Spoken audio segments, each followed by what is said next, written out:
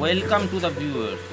Now we discuss when x is very small angular displacement, then sin x is approximately equals to x and cos x is 1. Then how to prove it? At first we draw an arc length s with radius vector r and angular displacement s. Now if we consider this arc length is very small, it will be treated as a straight line. And now this arc and hypotenuse are both are the same in these cases. So we consider sin x, that is the property of sin x is perpendicular by hypotenuse. So perpendicular is s, since we consider s as a simple straight line, so it is s and hypotenuse is r, so s by r. And we know already that the relationship s equals to rx, where s is arc length, r is radius vector and x is angular displacement, and this s by r that will be given by x. So sin s is approximately equals to x.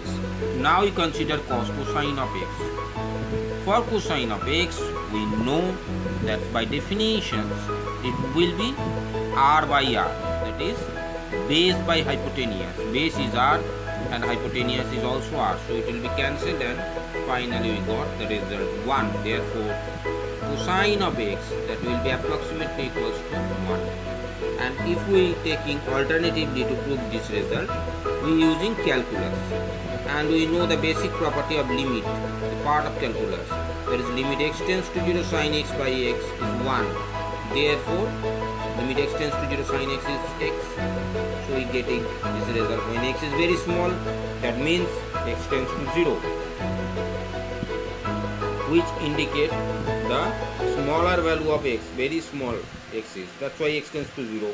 Sin s is approximately that's equals to x. Limiting value is equals to x.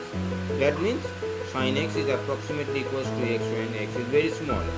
And now limit x tends to 0 cos x or cosine of x, and we know cos of 0, and cos of 0 is 1. So we find limit x tends to 0 when x is very small, cos x that will be 1. We are getting this type of result.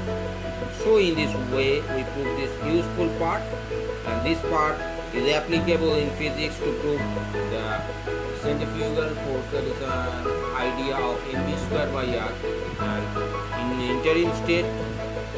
interim step we use this type of property, as well as in many parts we have to know this result, because we apply this result to prove this type of many part of the theorem.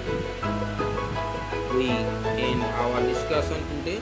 If you like this video, like it, share it, and don't forget to subscribe the channel. Thanks a lot.